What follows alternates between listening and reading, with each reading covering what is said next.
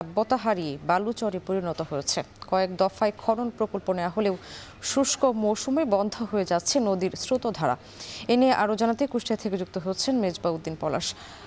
পলাশ, জানাবেন নদীর নাব্যতা সংকট নিরসনে প্রশাসন কোনো পদক্ষেপ নিয়েছে কিনা?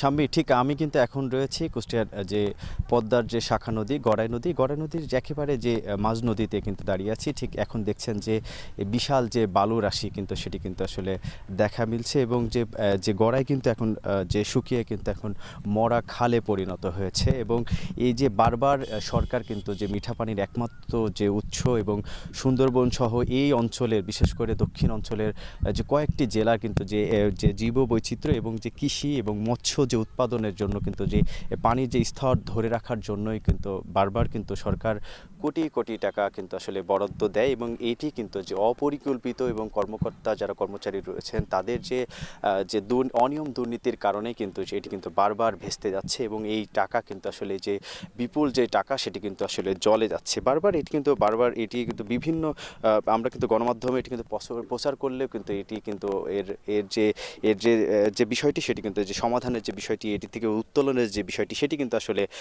কিন্তু আমরা দেখছি না। এবং প্রশাসনের পক্ষ থেকেও কিন্তু আসলে যে এটি নিয়ে কিন্তু যে আলাদা গবেষণা, যে এটি নিয়ে যেন এই দুর্নীতি রোধে যে পরিকল্পনা বা দুর্নীতি রোধ করতে যে কার্যক্রম বা যেটি সেটি কিন্তু আসলে আমাদের চোখে পড়ছে না। তবে এতেই কিন্তু বারবার যে আমরা দেখি যে খনন কাজ হয় কিন্তু যে এর সুফল সেটি কিন্তু এই সময়, ঠিক এখন দেখছেন যে শুষ্ক মৌসুম, এই মৌসুমে কিন্তু যে পানি কিন্তু শুকিয়ে কিন্তু একেবারে যে বালুচরে ধুধু বালুচর কিন্তু এখন দেখছেন যে যারা হেঁটে যাচ্ছেন এটি কিন্তু যে মাঝ নদীর থেকেই কিন্তু তারা হেঁটে যাচ্ছেন এবং পারাপার হয়ে কিন্তু শহরমুখী আসলে যাচ্ছেন। এবং এটি কিন্তু আমরা বারবার দেখছি। আরেকটি বিষয় যে এই নিয়ে কিন্তু আমরা কথা বলেছি একাধিকবার, পানি উন্নয়ন বোর্ডের যিনি নির্বাহী প্রকৌশলী আছেন তার সাথেও কথা বলার চেষ্টা করেছি, তবে তিনি এই বিষয়ে কিন্তু ক্যামেরার সামনে কিন্তু তিনি কথা বলতে চাননি। তবে এই নিয়ে আমি কুষ্টিয়ার যে ভারপ্রাপ্ত জেলা প্রশাসক রয়েছেন তার সাথে আমি কথা বলেছি। তিনি বলছেন যে এবার যে জবাবদিহিতামূলক যে প্রকল্প সেটি আসলে করা হবে এবং যে এই কাজের সাথে যারা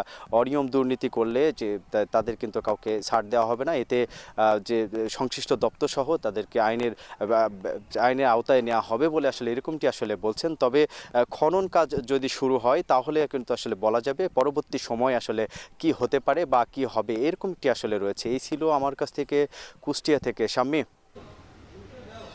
কুষ্টিয়া থেকে যুক্ত হয়েছিলেন মেজবাউদ্দিন পলাশ।